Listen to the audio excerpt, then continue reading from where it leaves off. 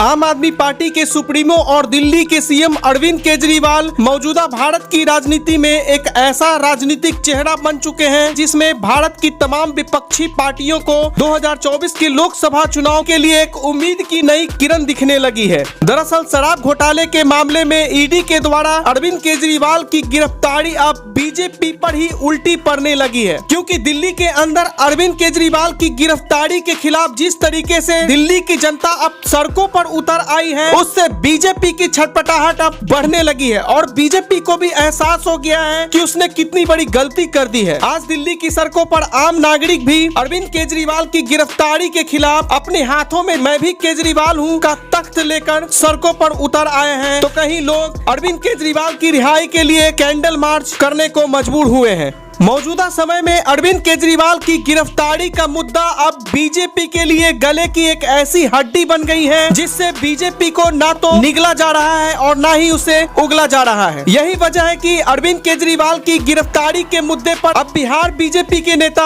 यह कहने को मजबूर हुए हैं कि कांग्रेस के आरोपों के बाद ही केजरीवाल के खिलाफ दिल्ली शराब घोटाले के मामले में उनकी गिरफ्तारी की गई है। कल तक जो बीजेपी दिल्ली में सातों की सातें लोकसभा सीटें आसानी से जीतती हुई नजर आ रही थी, आज केजरीवाल की गिरफ्तारी के बाद जिस तरीके से दिल्ली की जनता का मूड बदला है, उससे बीजेपी की बेचैनी बहुत ही ज्यादा बढ़ गई है। आज गली गली में अरविंद केजरीवाल की पार्टी के दफ्तरों पर दिल्ली पुलिस का कड़ा पहरा बैठा दिया गया है और साथ में अरविंद केजरीवाल की पार्टी के कार्यकर्ताओं पर निगरानी बढ़ा दी गई है, ताकि अरविंद केजरीवाल के रूप में जो आंधी दिल्ली में उठी है उसे किसी भी तरीके से रोका जा सके। आम आदमी पार्टी के सुप्रीमो अरविंद केजरीवाल को आज केवल दिल्ली में ही समर्थन नहीं मिल रहा है, बल्कि भारत के तमाम राज्यों में उनकी गिरफ्तारी के खिलाफ विरोध प्रदर्शन तेजी से बढ़ता जा रहा है, जिसकी वजह से बीजेपी को लेने की देनी पड़ गई है। लोकसभा चुनाव से पहले अरविंद केजरीवाल की गिरफ्तारी ने न सिर्फ देश में सुर्खियां बटोरी है, बल्कि इसके चर्चे अब विदेशों में भी होने लगे हैं। यही वजह है कि जर्मनी के विदेश मंत्रालय ने अरविंद केजरीवाल की गिरफ्तारी के खिलाफ एक प्रेस कॉन्फ्रेंस करके मोदी सरकार को घेरते हुए भारत के लोकतांत्रिक व्यवस्था पर गंभीर सवाल खड़े कर दिए थे, जिसके बाद भारत के विदेश मंत्रालय ने भारत में मौजूद जर्मनी के राजदूत को तलब कर उनको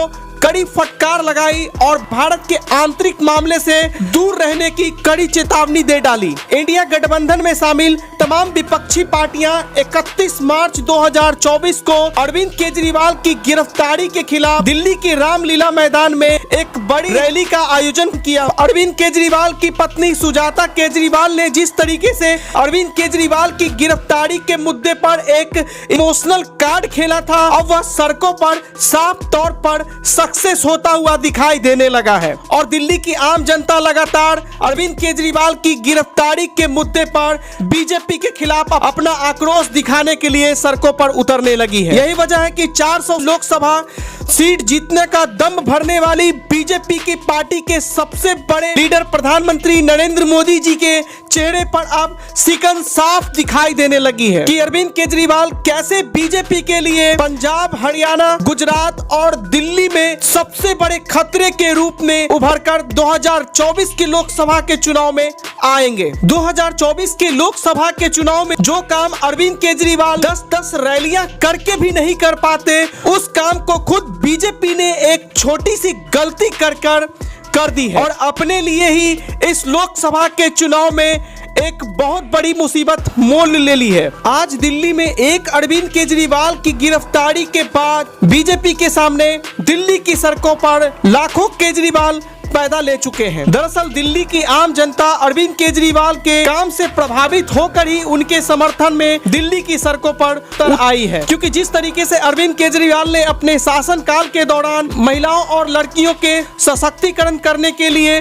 दिल्ली पेंशन योजना, लाडली योजना और मातृत्व योजना की शुरुआत की, उससे लाखों महिलाएं सीधे तौर पर लाभान्वित हुई हैं। तो वहीं दूसरी तरफ दिल्ली की 11 लाख महिलाओं को डीटीसी की बसों में और क्लस्टर बसों में फ्री बस राइड्स की सुविधा देकर उन्होंने दिल्ली की जनता का दिल जीतने का काम किया। तो वहीं दूसरी तरफ 200 यूनिट तक फ्री बिजली और 20 लीटर तक फ्री पानी की व्यवस्था करके दिल्ली की जनता के बीच अरविंद केजरीवाल की पार्टी ने अपनी एक खास पहचान बनाई। तो वहीं दूसरी तरफ स्वास्थ्य व्यवस्था में सुधार लाने के मकसद से दिल्ली के कोने कोने में मोहल्ला क्लिनिक की शुरुआत करके भारत की राजनीति में एक नई तरीके की विकास की राजनीति की शुरुआत की, जिससे दिल्ली की जनता के दिलों में अरविंद केजरीवाल के प्रति एक गहरी छवि बनी। दिल्ली के बच्चों को क्वालिटी एजुकेशन प्रोवाइड करने के लिए उन्होंने जिस तरीके से सरकारी स्कूलों का कायाकल्प किया, उससे देखकर दिल्ली के प्राइवेट स्कूल भी शर्मा गए